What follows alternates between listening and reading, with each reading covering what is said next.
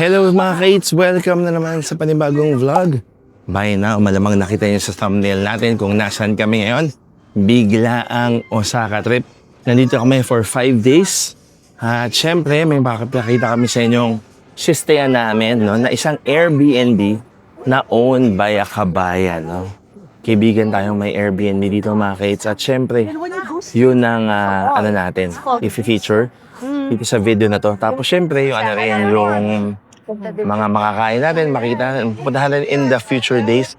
So meron tayo at least siguro mga 5 vlogs sa Osaka.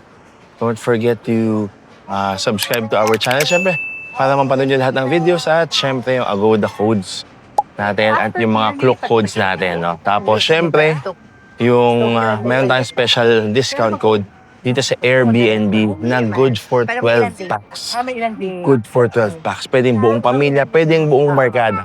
Pero pakinintay natin, tara, ikutin mo natin yung area dito malapit sa Airbnb. Let's go! Sobrang laki. 3 bedrooms, mga kaits. 3. Mga kaits, Doton Bori na. Makikita naman natin ulit si Glico Man at itong crab na ito. Ito, yung steps, umiilaw yung sa steps. Aba, automatic. Maganda yan pag may washing machine, mga kaits. Iwas kayo sa mga maraming daladalahan. No? Pwede kayong magbaon ng less. Using more space for your pasalubong and your mga pinamili. Ang daming tayo restaurant ko sa Japan yun. Na-excite ako. Ang daming tayo. Ito, Thai food.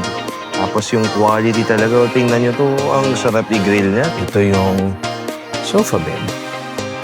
Nahinhiga na nila. At kantong-kanto pa lang.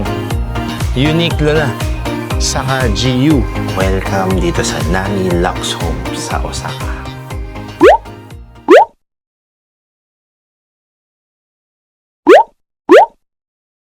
Yung Airbnb, malapit lang sa America Mura. So, yung America Mura, isa siyang lugar sa Osaka na kilala for mga American-style fashion, mga finds, mga damit, mga sapatos, mga laruan, at iba pa. Yan, no? Tulad ng mga ganyang klaseng stores, ganito, mga medyo kung fashionista kayo, ma-appreciate nyo itong area na to. Ang ganda ng mga shirts, mga jackets, mga pants, mga sapatos, at kahit caps dito. Kapag nag-stay kayo dun sa Airbnb, lang to, isang tawid lang. Meaning, napakalapit. Ang daming pwedeng kainan at maraming pwedeng mabili at mapuntahan dito, mga kaits. May mga t-shirts na ganyan, mga t-shirt store na ganito, at syempre, hindi rin mawala yung mga food tripan na tulad nito. Lililinis pa yung aming unit. Dito muna kami. Sisilipin namin yung isang Airbnb na pagmamayari ni Michelle. So, dito siya sa may America Mura. Pasok tayo. Siya po si Michelle. Yes. Siya po yung ating host dito sa Osaka. Kasi itong mga makukulit na to. Ang ating future host. Nagkasya kami sa elevator. Oops, careful. Kukulit. Busog na sila. Nagkoko kami kanina. Did you like the curry? Yes, I love Yes. Okay, come. Disclaimer lang, mga kaits, hindi pa nalilinis itong unit na to kasi meron lang kaka-check out lang na guest. Siyempre, iwan muna ang sapato sa labas. Tapos dito yung ating mga bedroom slippers. Maganda dito, may kitchenette na. Nagbuti medyo hindi naman sila masyadong nagkalat. So, ito. Kompleto. May toaster, may microwave, merong TV, may kettle. Meron na siyang ref. Tapos yung trash bin. May internet na rin nakasama. Tapos ang maganda dito mga kids talaga, importante. Huwag na huwag kayong mag-smoke at huwag maingay sa mga Airbnb na to. Meron din pala silang nakalagay na house rules na dito. Okay? Ito yung pinakakama. Para studio siya. Studio.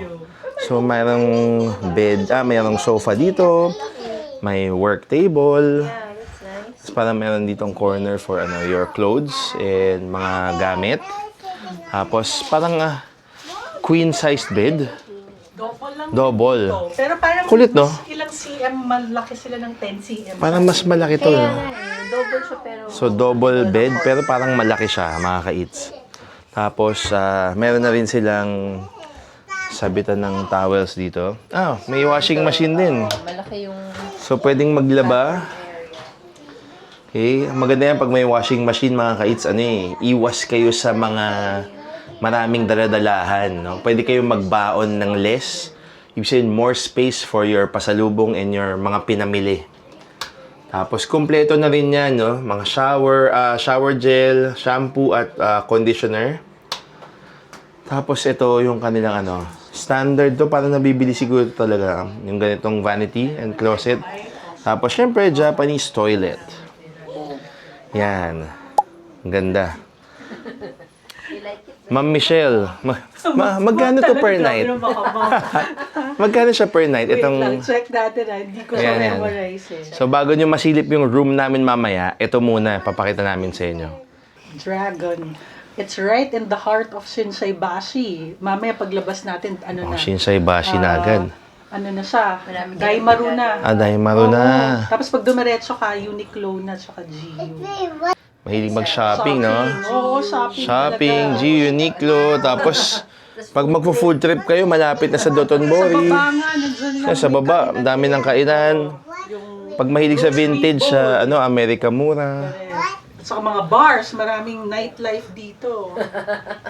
Ang maganda dito mga kaits, naka-split type. Hindi siya yung, di ba, pag nag-hotel kayo, minsan centralized. Ang hirap. So, pag malamig, hindi nyo ma-adjust, lahat mainit. Minsan tayong mga Pinoy, mga mainitin tayo. So, kailangan, medyo pwede mo munang lamigan bago ka mag-heater. Ito pwede magsampay sa labas. Pwede magsampay. Oh. Pwede magsampay. At ang maganda dito mga ka-eats, pwede nyo gamitin yung Eatsplorations pag nag-book kayo. No, bibigay namin sa inyo yung code, may discount. Siyempre gusto natin ng Daan-daan sa discount. step, ha? Ayan, oh. Pwede kayo magsampay dyan, may balcony. Diba? Gusto nyo magpahangin sa gabi. Bawal magyosi. Bawal lang magyosi. Very strict talaga dito sa Japan. Ganun na sila ngayon. Tapos ito, ganito yung lock nila. Paano ba to? Ganon? Paano ba to? Hindi. Ako na. Ayan. Parang inikot siya, di ba? Meron siya ng pindot eh. Ayan, pinipindot pala eh. Ayan. So, ganyan Kasya dito siguro, actually, tayong 5, kasya na dito eh. No? Parang isang small family, pwede na dito. So, ang location niya, sa may America Mura, malapit sa Shinsaibashi. Tapos, syempre, food trip, shopping, and Osaka is very walkable. So, ang dali lang talaga. No? Lahat ng gusto mong gawin.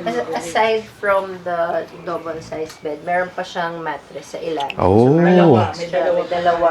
Oo. Pwede, mga Pwede ilatag dito. 4 na adult agad yun. Diba? Ang ano lang talaga dito mga kay, syempre, yung cleaning niyan, right after nyo na magstay. Kumbaga parang bahay mo siya. Oo, responsibility nyo to. So, syempre, i-treat nyo rin siya as your own. Na dapat hindi natin siya bababuyin. Kailangan maayos yung pagkaka-handle ng mga gamit. Kasi pag nag-book kayo, iwas din kayo sa mga charges. Diba? So, at least, maganda. So, low season natin for this unit is 17,000 yen per night. 17,000 yen per night, low season. June to September na siya. October is peak season natin. It's 28,000 yen. 28,000 yen, October to December. Yes, and then January to May, super peak kasi yung Golden Week natin, Yan. Sakura season, 32,000. 32,000 yen, January to May. Mababa ang yen ngayon. So, ang mga Pinoy, make use of your powerful peso Yan. in Japan. Okay, Pasyal to eat and to shopping. panalo. Sorry, kinonvert ko lang habang 32,000 yen, magkano yun? Isang yung gabi? 32,000 and 12,000 12,000. pesos a night with the location and the Pero yung space nyo talaga, location. location yung street. Tapos makaka 5% off pa sila kapag gumamit ng Explorations. Explorations code. So na yan, minus 600 pesos pa yan. So at least, na yun, Mark sa pwede nyo na yung pwede nyo na yun ipangkain mga ka-eats, pang yan, pang okonomiyaki, pang takoyaki, beef bowl. matsuya na yan. Siya yun sa beef bowl. Diba? So ito yun Yes. Kita nyo Sa baba kung saan tayo papunta. yung price ipa-flash na rin natin para mas makita nyo mabuti. Aside sa shopping at pagkain, meron na rin agad shrine dito mga ka-eats. So, di ba? Place of calm, worship, no? Tapos syempre hindi mo mawala. Nasa paligid-ligid na yung mga vending machine. Tapos ito daw, pag diniretso mo, yung sikat na department store, yung si Daimaru. Tapos yung mga mga signature stores na to, mga ka-eats natatanaw ko na kagad sila, Dolce & Gabbana. Malamang along that stretch, nandun yung mga LV, mga Gucci. So yan, kapag marami kayong baong pera at maraming credit limit, pwede na kagad mag-shopping paglabas yun ng Airbnb na yun. Yan mga ka-eats, pagtawid natin, Dolce & Gabbana, Louis Vuitton, at meron pang Prada doon. O, di ba? Tapos, yung department store dito banda, si Daimaru, meron na rin siya yung Pokemon Center. Di ba? Tapos, mga ka-eats, kapag diniretso nyo yung kanto ng LV, saka ng Dolce & Gabbana, yung sikat na shopping street, Shinsaibashi, yung puro ulo sa social media, na maraming tindahan ng sapatos, may mga kainan, dessert, restaurant, kape-kape, meron doon yung Lacoste na binili namin before, yung Lacoste na pwede ka magpa-personalize, ilagay mo ng Osaka. Tapos yung mga ABC, mga Atmos, nandito yan mga ka-eats. So, eto dito nga lang sa kanto, meron nakagad na own days. Dito yan, sa Shinsaibashi Shopping Street. At kantong-kanto pa lang, Uniqlo na, saka GU. Mura niyan, mga ka-eats, no? Grabe yan. Dinadagsa talaga yan. Panalo yan. 4 floors. May basement 1 pa. Tapos ito na, si Shinsaibashi. Anli ulo yan. Mga ka-eats, sobrang happy namin ni Mommy B kasi ito talaga yung namin hometown. Parang sobrang, naka-3-4 na kaming Osaka. Sobrang halos kabisado na talaga namin to. And parang medyo mahilig nga sila sa Thai food. Ang daming Thai restaurant ito sa Japan ngayon. Na-excite ako. Ang daming Thai food. Diba? Ang kulit kasi parang, alam na namin, very walkable. Tapos, yung mga kainan, madali rin puntahan. Tapos, syempre, iba yung pag nalalakad mo from end to end halos na kayang-kaya. So, for a family na gustong bumisita sa Japan, as a first-timer, I think kung pipili kayo, Tokyo or Osaka, mas mag-warm up muna kayo sa Osaka kasi sobrang okay siya. Kasi matao, pero hindi siya as intimidating as Tokyo. Yun lang for us, Kaya madaling mag-ikot dito kapag kasama niyo yung mga small kids. As you can see mga ka-eats, halos kami pa lang yung naglalakad dito kasi nabanggit ni Michelle kanina na si Osaka syempre mas buhay siya kapag gabi na, yung ilaw, yung nightlife, no? So, talagang i-expect nyo kapag ngayon kayo naggala, hindi kayo masyadong mahihirapan. Kaya kami, as a family of 5 na with small children, ang gusto namin is naglalakad talaga sa umaga hanggang hapon. Mina-maximize namin para habang hindi pa matao yung lugar, yung mga kainan, pwede na kami makaikot at nasulit na namin. Diretso lang talaga namin yung street, mga ka-eats. Tapos parang nandito na kami sa medyo Dotonbori area, lagpas na ng konti. Para silipin lang yung isang property rin nila na para mala townhouse naman. So, titingnan natin kung ilang bedroom siya. Tapos, check ninyo kung babagay yun sa inyong pamilya, sa inyong grupo kapag nag-stay kayo dito sa Osaka.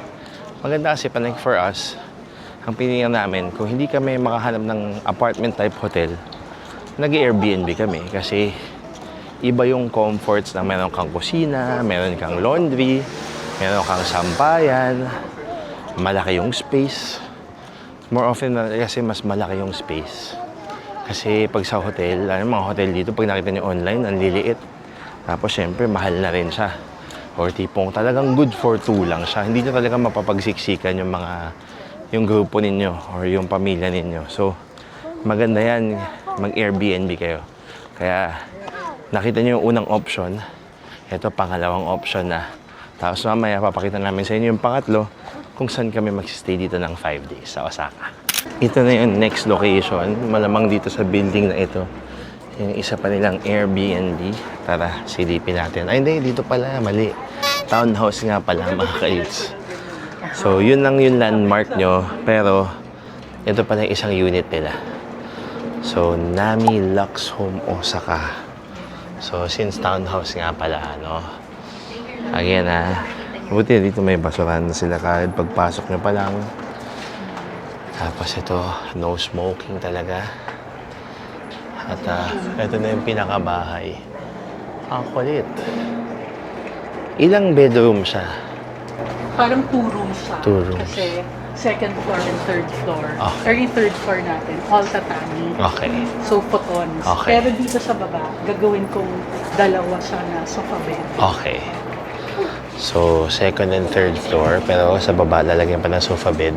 Pero sa third floor daw, puro futons na or para malatatami yung traditional style talaga. Tapos sa second floor, yun may pinakakama talaga, mga kids. Pagpasok nyo pa lang, mga kids, may full-length mirror na. Meron lalagyan ng payong. Siyempre, shoes dyan. Dito yung bedroom slippers. At meron mga coat hangers dito. Dito naman, mga kids, meron bintana dyan. Tapos ito, may sofa. Parang sofa bed na. Sa baba, may TV. At may dining area. So, ito yung pinaka-dining area niya. Tapos, ito yung sofa bed. Nahinhiga na nila. Tapos, meron tayong kitchenette dito. Yan, pwede electric burner. Electric burner siya. Tapos, may exhaust. Meron ng ref, microwave, and kettle. Tapos, syempre, kumpleto tayo sa bowls, plates, cups, mga chopsticks, utensils, lahat. I believe pati gamit pang luto. Tapos, may exhaust din dito. Yung split type AC, syempre, importante yan. For the winter, for the summer. So, ito. Ayan, ilang taong kasya dito? Hanggang 9. Kasi dalawa dyan, kasha, di ba? Hanggang 9, max na comfy, pwede. Magkano siya per night? Ayan. Oh, so basta mga 9 siya, no? At least alam niyo na. Mga 9 siya. Pag umakyat ka, automatic yung ilaw dapat. Okay. In-on ko siya. So, yeah, guys. Ito, yung steps, umiilaw yung sa steps. Aba, automatic.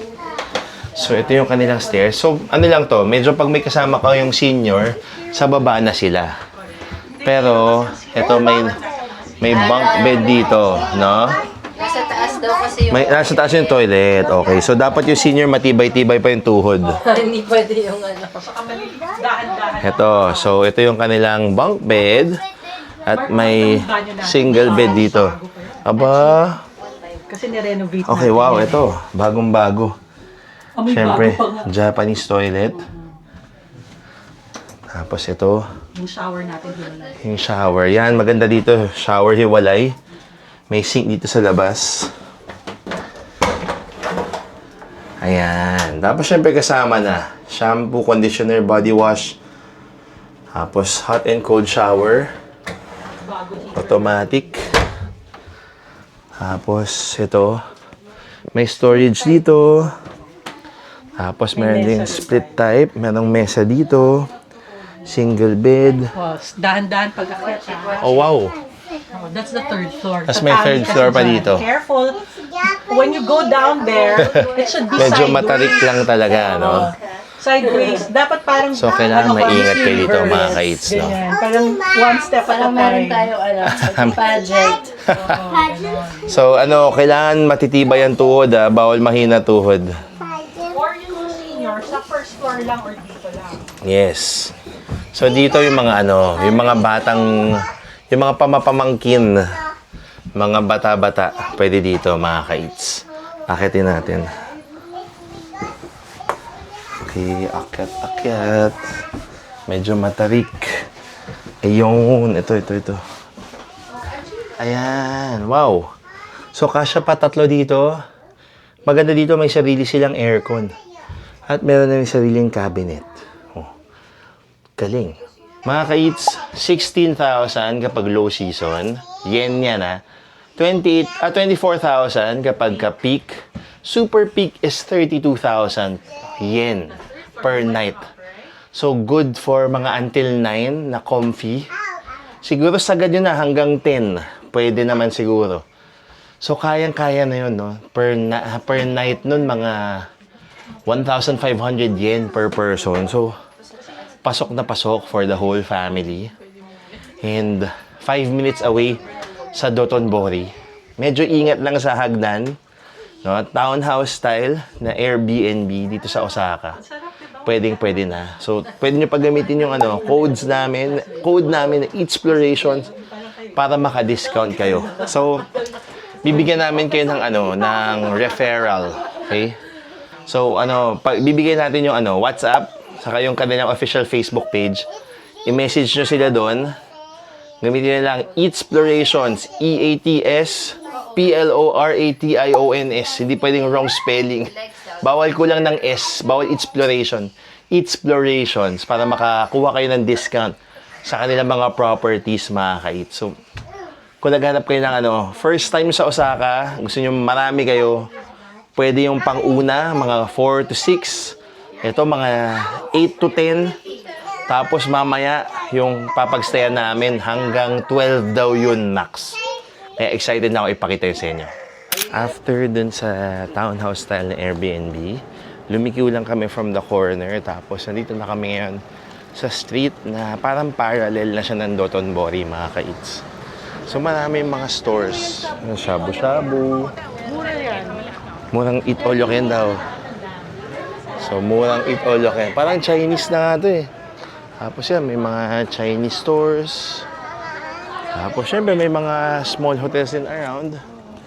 Ayan, river na yan eh. Dotonbori River na yan, mga ka-eats. Tapos ito, ayan, mga dumplings.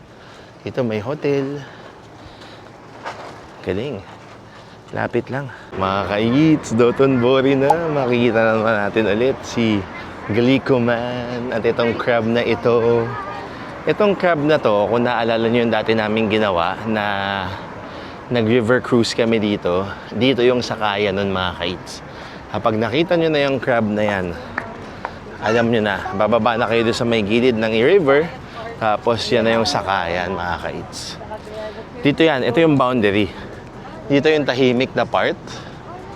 Tapos dito na, simula dyan, yan yung exciting na part ng Dotonbori, mga ka-eats.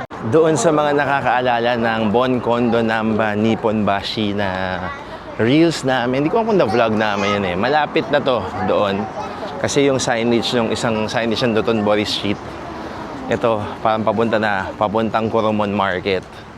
So, at least yung kung doon kayo nagstay sa townhouse style na Airbnb, siguro more or less mga 10 minutes sa lakad papuntang Kurumon Market, which is decent enough for fresh seafood, grilled wagyu, and fresh fruits. Panalo. Mas marami rin mga kainan and mga drugstores along the way.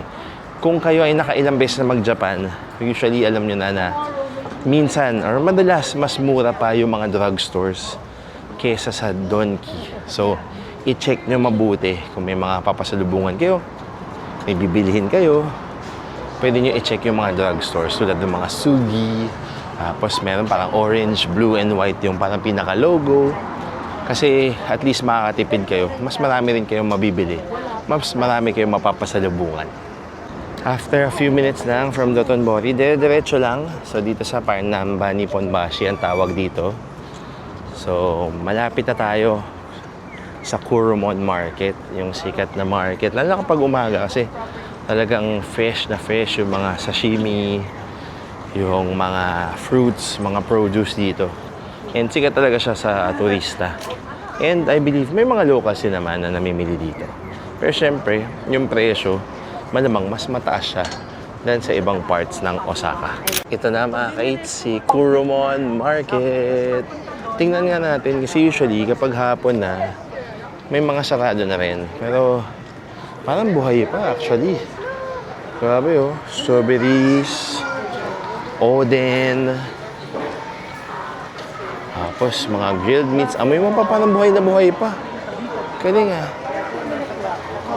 Pagpasok niya, alam niya na talaga. Ang ano mo lang talaga sa Japan, kainin mo na lang sa tapat ng store kung saan mo pinagbilhan. Huwag kang maglalakad kapag ikaw ay bumili ng pagkain. Sa mga hindi pa pala nakapunta ng Osaka or bago sa aming channel, welcome to Kuromon Market. Dito marami mga kainan, may mga souvenirs.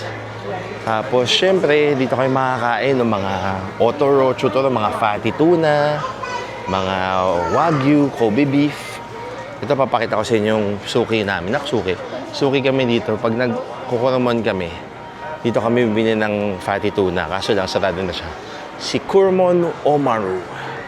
Yan, para siyang wholesaler ng mga tuna. So, mga nasa 2,000 something yen yung kanilang sashimi.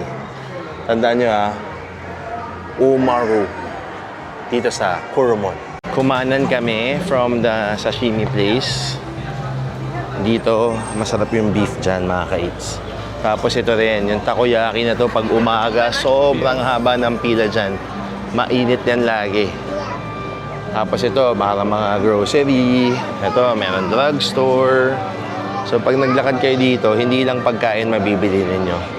Kung ano-anong mga abubot-abubot din mga kites. Pumasok kami sa grocery mga kites. So dito yung mga nakahiwa na. Pero ang tip sa amin ni Michelle is kumuha ng mga slabs. Since may knife naman sa Airbnb, kayo na lang maghiwa. Mas makakamura pa kayo. Panalo. Grabe mga kites. Parang 1,000 pesos lang yan. 300 grams ng A5 Wagyu. Tapos yung quality talaga. Tingnan nyo to. Ang sarap i-grill niya. So mga lutong ulam, 500 yen lang. Isang pack ng tonkatsu with a lot of rice. Tapos meron din silang salmon. Meron din chicken karage. Grabe. Naka 9,611 kami mga ka-eats sa grocery. Pero kasi naman, kumuha kami ng fatty tuna, ng salmon, ng sushi set na tuna, tapos strawberries na maganda. Meron din tayong kikoman, binigyan kikoman. Tapos mga drinks at lutong ulam. Yung lutong ulam parang ang sulit kasi 540 yen. Wow! Tapos ang dami na nung serving ng pork and ng rice. Parang sobrang sulit na. So ngayon, maglalakad na kami papunta ng sa aming pinagsistayan. So, kita-kits tayo doon and itutour namin kayo doon sa 3-bedroom na Airbnb na bagong linis pa. Tara, let's go! Mga ka-eats, ito na yung Airbnb natin na 3-bedroom. Pag nakita nyo yung walk-in store, ilalagay ko naman yung pin sa description. Aakyat tayo sa 5th floor itong building na ito. So makikita nyo, 5th floor, Nami Lux. Yung 3-bedroom. Thank you for walking. You're welcome. Pagoda na. Welcome dito sa Nami Lux Home sa Osaka, malapit sa America Mura. Hello mga ka-eats, welcome sa aming 3-bedroom unit na Airbnb. Hindi po amin to. Pinahiram niyo namin, no, mga ka-eats. So, located siya sa may America Mura area dito sa Osaka, sa Japan. So, kung naghahanap kayo ng pwedeng good for 12 katao na Airbnb, ito na yun. Okay? Yung room rate nito, kapag low season, June to September, 32,000 yen per night. Peak season, 44,000 yen per night. At super peak, 52,000 yen per night. Grabe, di ba? Bumulong ako. Baka may yung kapitbahay. Pero ito, pagpasok nyo pa lang mga ka-eats, syempre, iwan na ng sapatos at yung ating house slippers. Meron tayo ditong long table, pang dining table, na malingki na nga kami kasi mga siguro 10 to 15 minutes away kami from Kuromon Market. Tapos ito, Ano ba itech? Makagamit yan. Mga gamit ata nila. Okay, kaya siya nakalak. Pakailamero ko. So, storage pala nila to sarili, mga ka-eats, no? Nandito na rin matatagpuan yung mga house rules na meron sila. Tapos, napakalaking TV at mga guide na meron dito. Okay? Yung aming bash luggage, hindi pa namin natatago. Pero so far, kasha, maluwag pa rin. Meron silang siguro mga 100 na glasses. Bowls, plates, spoons, saucers, microwave, kettle, sorting ng garbage. Tapos may silang vacuum cleaner na rin dito, mga kaits. Kompletos, Ricardos. Hindi lang po kasama dyan yung iPhone 16 Pro Max fully paid. Tara. So dito, hindi ko pa napakita yung kitchenette mamaya na. Dito meron tayong 2 toilet. Japanese style toilet. Kung gusto niyo ng sabay-sabay kayong magpe-prepare, pwede. Pero reminder lang, do not flush anything but toilet paper. Toilet paper lang ang pwede. Bawal i-flush ang wipes. Okay? No smoking din sa toilet at sa buong property. Itong 2, Japanese style toilet yan. Okay? Pasok tayo sa unang bedroom. Yung unang bedroom, gabi ang ganda. Kita yung skyway nila. Merong double bed. Merong bunk bed na single na pwede pang maliliit na bata kasi mababa lang. At meron tayong couch dito. At ang maganda dito, mga ka-eats, meron silang sariling storage din. At sabi ni Bianca kanina, merong maliit na ref kada kwarto. O ba? Kung mauhaw kayo, green tea, iced coffee, you name it, you can put it there, mga ka-eats. Tara, bakit ako nag-English bigla? Next bedroom, parang may cribs, MTV cribs. Dito sa corner, yung silya nila Stone Cold Steve Austin, yung pwedeng panghampas sa wrestling, charis.